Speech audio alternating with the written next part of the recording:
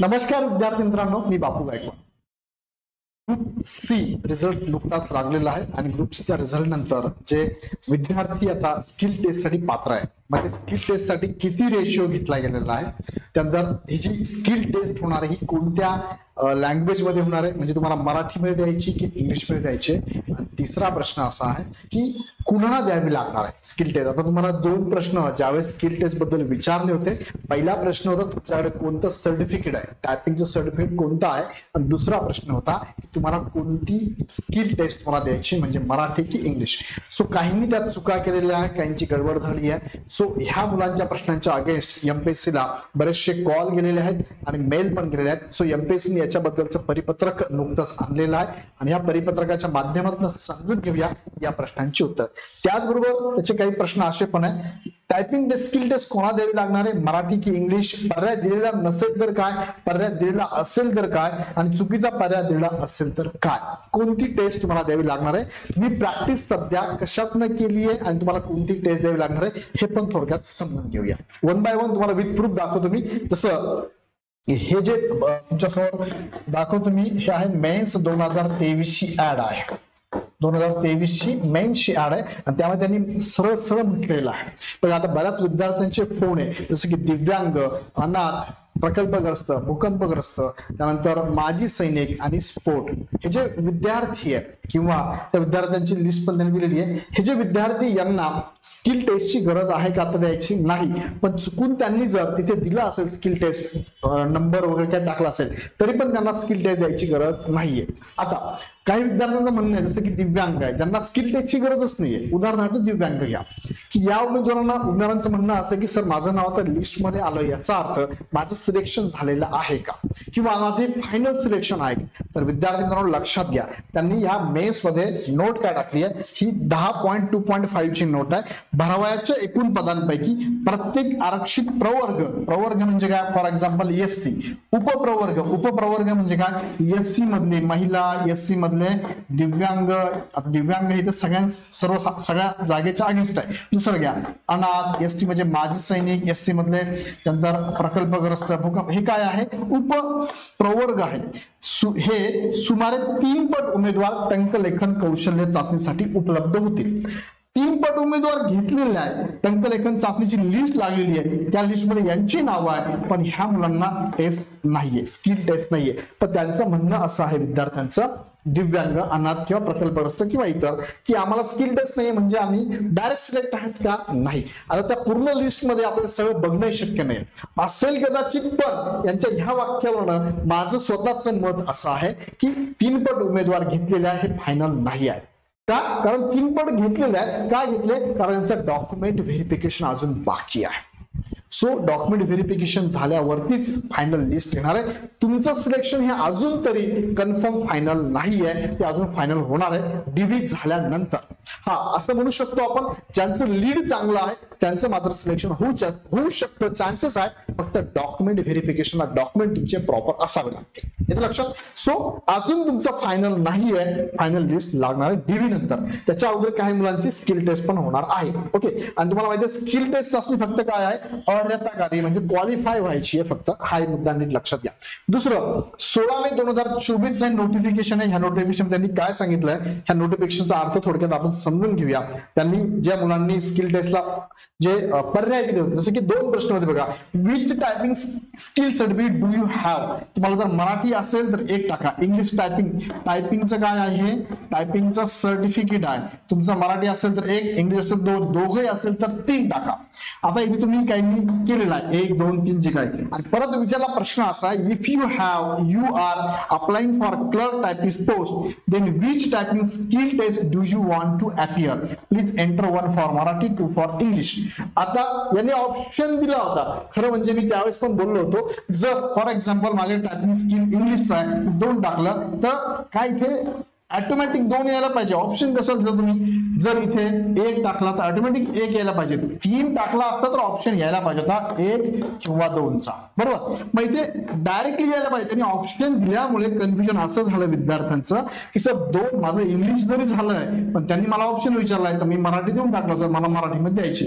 किंवा एखाद्याने टाकलं इथे मी देताना मराठी टायपिंग स्किल टेस्ट आहे मला इंग्लिशमध्ये द्यायची, मला इंग्लिश टाकून दिलं. हे त्यावेळेस झालेलं आहे आणि त्या विद्यार्थ्यांनी त्यानुसार प्रॅक्टिस पण केलेली आहे आणि आता हे नवीन नोटिफिकेशन तुमच्या समोर आलेलं आहे.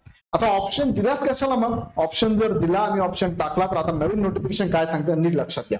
आता या नोटिफिकेशन मध्ये बघा काय सांगितलं. पहिलं त्यातला मुद्दा आहे, पहिला मुद्दा हा आहे की टंकलेखन कौशल्य चाचणी संदर्भातील 2 प्रश्नांपैकी तुम्हाला आताचे 2 प्रश्न दाखवून हे प्रश्न 2 प्रश्नांपैकी प्रश्न क्रमांक 1 चे उत्तर. आता एक प्रश्न काय होता तुमचा? टायपिंग सर्टिफिकेट कोणते आहे? प्रश्न क्रमांक 1 चे उत्तर मराठी अथवा इंग्रजी नमूद केले आहे. तथापि प्रश्न क्रमांक 2 चे उत्तर नमूद केले नाही. याचं उत्तर काय? नमूद केलं नाही. याचं काय? 1 किंवा 2 नमूद केलं असेल. 1 म्हणजे मराठी, 2 म्हणजे इंग्लिश.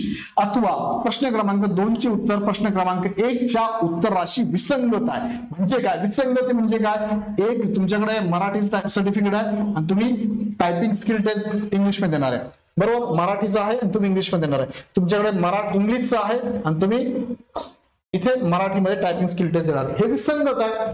समजलं? हे विसंगत आहे. मग असं जर असेल म्हणजे काय? तुम्ही इथे मराठी किंवा इंग्लिश टाकलंय पण टायपिंग स्किल टेस्ट मध्ये काहीच टाकलं नाहीये. तुम्ही इथे मराठी टाकलं टायपिंग मध्ये स्किल टेस्ट मध्ये 2 इंग्लिश टाकलं. तुम्ही इथे सर्टिफिकेट मध्ये 2 टाकलं स्किल टेस्ट मध्ये 1 टाकलं मराठी. मग याच्यात काय होईल? याचं फायनल काय? मग याचं फायनल काय होणार आहे? मग इथं फायनल त्यांनी सांगितलंय. फायनल आम्ही काय घेणार आहोत? तुमचं हे फायनल काय? उमेदवाराच्या प्रश्न क्रमांक 1 च्या उत्तरानुसार त्याच्याकडे मराठी अथवा इंग्रजी पैकी ज्या भाषेचे टंकलेखन प्रमाणपत्र आहे काय प्रमाणपत्र आहे त्या भाषेची टंकलेखन कौशल्य चाचणी घेतली जाईल. म्हणजे आता हे सगळं सोडा. ह्या दुसऱ्या प्रश्नाचं उत्तर तुम्ही काय दिलंय इथं सगळं सोडा. तुमच्याकडे टायपिंग सर्टिफिकेट जे आहे काय म्हटलं मी? टायपिंग सर्टिफिकेट जे आहे त्या सर्टिफिकेट नुसारच तुमची एक्झाम घेतली जाईल. टायपिंग स्किल टेस्ट घेतली जाईल. आता तुम्ही म्हणाल की सर आम्ही चुकून इथे पण चुकीचं टाकले, माझ्याकडे इंग्लिश नव्हतं मराठी होतं मी इंग्लिश टाकले. असं जरी असेल पण तुम्ही अपलोड करताना किंवा माहिती भरताना तुम्ही टाकले ना सर्टिफिकेट माहिती भरताना त्या माहितीच्या आधारे तुमचं काय होणार? जे सर्टिफिकेट तुमच्याकडे आहे त्याचीच टेस्ट होणार. हे फायनल. आता ओके अजून प्रश्न आहे दुसरं काय? टंकलेखन कौशल्य चाचणी संदर्भातील 2 प्रश्नांपैकी प्रश्न क्रमांक 1 चे उत्तर मराठी व इंग्रजी अशी दोन्ही भाषेचे टंकलेखन प्रमाणपत्र असल्याचे नमूद केले आहे. म्हणजे पहिले तुम्हाला विचारलंय तुमच्याकडे कोणतं सर्टिफिकेट आहे? तुम्ही बोथ म्हणजे 3 म्हणजे काय? तुमच्याकडे मराठी पण आहे तुमच्याकडे इंग्लिश बोथ आहे. बरोबर. तथापि प्रश्न क्रमांक 2 चे उत्तर नमूद केले नाही. इथे कोणती टायपिंग स्किल टेस्ट तुम्हाला द्यायची ते काहीच टाकलं तुम्ही 0 टाकलं इथे. मग अशा वेळेस फायनल याचं काय समजलं जाईल? याचं फायनल समजलं जाणार आहे या पद्धतीने मराठी भाषेची टंकलेखन कौशल्य चाचणी घेण्यात येईल. म्हणजे तुमची कोणती होणार आहे? मराठी. म्हणजे आता याचा अर्थ झाला तुमच्याकडे मराठी इंग्लिश बोथ आहे पण तुम्ही याचा आन्सर दिला नाही म्हणून तुम्हाला स्किल टेस्ट कोणती लागू होणार आहे? आता मराठी लागू होणार आहे. हा झाला दुसरा प्रश्न. तिसरा प्रश्न आहे टंकलेखन कौशल्य चाचणी संदर्भातील दोन्ही प्रश्नांची उत्तर नमूद केली नाहीत अथवा उत्तर 0 नमूद केले आहे. म्हणजे याचं उत्तर 0 टाकलंय तुम्ही याचं उत्तर 0 टाकलं किंवा हे पण टाकलं नाही हे पण टाकलं नाही. अशा वेळेस तुम्हाला तर स्किल टेस्ट लागू आहे. त्या 6 संवर्गामध्ये तुम्ही येत नाही तुम्हाला तर लागू आहे. मग काय होईल? तर बघा त्याबद्दल काय सांगितलंय? उमेदवाराकडे मराठी व इंग्रजी दोन्ही भाषेची टंकलेखन प्रमाणपत्र असल्यास मराठी भाषेचं होईल. म्हणजे तुमच्याकडे बोथ असणार आहे. बोथ जर असेल बोथ सर्टिफिकेट आहे पण तुम्ही काय केलं? टाकलंच नाही. मग फायनल काय असणार आहे? फायनल विचार असा केला जाईल तुमच्याकडे बोथ सर्टिफिकेट असेल तर तुमची टेस्ट मराठीमध्ये होईल. तुमची टेस्ट मराठीमध्ये. दुसरं उमेदवाराकडे मराठी भाषेत टंकलेखन प्रमाणपत्र असल्यास मराठी भाषेत टंकलेखन कौशल्य चाचणी घेण्यात येईल. तुमच्याकडे जर मराठी असेल तर मराठीची टंकलेखन चाचणी होईल. आणि तिसरं उमेदवाराकडे इंग्रजी असेल तर तुमचं इंग्रजी भाषेचीच होईल. म्हणजे इंग्लिश जर असेल तर इंग्लिश मध्येच तुमची स्किल टेस्ट होईल. मला वाटतं 3ही प्रश्नांची उत्तर एमपीएससी दिलेली आहे पण आता गोंधळ मुलांचा आहे. तुम्ही ऑप्शन द्यायलाच नको पाहिजे होता. तुम्ही ऑप्शन दिला, चॉईस दिली आणि चॉईस नुसार जे टाकलेलं आहे. आमच्याकडे होतं मराठी टंकलेखन सर्टिफिकेट, पण आम्हाला वाटतं इंग्लिश मध्ये द्यायची स्किल टेस्ट. आम्ही इंग्लिश टाकली आणि काही महिन्यांपासून आम्ही इंग्लिशची तयारी करत आलेलो आहोत आणि अचानक तुम्ही आम्हाला सांगताय की आम्ही स्किल टेस्ट तुम्हाला तुमच्याकडे असणाऱ्या सर्टिफिकेट नुसार घेणार आहोत. आता हा झाला मोठा प्रश्न उभा विद्यार्थ्यांसमोर, कारण गेली 4 महिन्यात त्यांनी जी प्रॅक्टिस केली आहे त्यांनी दिलेल्या सेकंड नंबरच्या आन्सर नुसारच केलेली प्रॅक्टिस आहे. आता याच्याबद्दल मोठ्या संख्येने जर विद्यार्थ्यांना नुकसान होणार असेल किंवा विद्यार्थी असतील तर आपल्याला एमपीएससी याच्याबद्दल जाब विचारणं गरजेचं आहे. मला कमेंट मध्ये सांगा की तुमच्याबद्दल असं काही घडलेलं असेल तर मला कमेंट मध्ये सांगा. मग पुढचा व्हिडिओ मी तुम्हाला देतो की याच्यावरती एमपीएससी आपल्याला नक्कीच याच्याबद्दल जाब विचारावा लागेल किंवा एमपीएससी कडे दाद मागावा लागेल किंवा एमपीएससी ला विनंती अर्ज तुम्हाला करावे लागणार आहे. जर मोठ्या प्रमाणात असं जर आढळलं तर आपण नक्कीच याचा काय पाठपुरावा करूया. त्यानंतर पुढे घेऊन जातो तुम्हाला मी हे परत अजून एक नोटिफिकेशन आहे, 16 तारखेचं नोटिफिकेशन आहे, ज्यात त्यांनी सांगितलंय सदर अर्हता प्राप्त उमेदवारांची यादी ही निव्वळ टंकलेखन कौशल्य चाचणीसाठी असून उमेदवारांच्या अर्जामधील विविध दाव्यांच्या अनुषंगाने अंतिम निकालापूर्वी पडताळणी अंती काही उमेदवारांच्या दाव्यामध्ये शिफारशीमध्ये बदल घडू शकतो. याचाच अर्थ तुमची ही निवड यादी अंतिम नाही असं स्पष्ट 2 नंबरच्या मुद्द्यामध्ये सांगितलेलं आहे.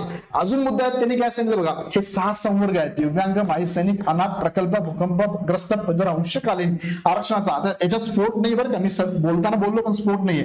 दावा करणाऱ्या व अर्हता प्राप्त यादीत समावेश झालेल्या उमेदवारांना टंकलेखन परीक्षा उत्तीर्ण होण्यासाठी त्यांच्या नियुक्तीच्या दिनांकापासून 2 वर्षाचा कालावधी व 2 संधी अनुज्ञा असल्यामुळे अशा उमेदवारांना टंकलेखन चाचणी अनिवार्य नाही.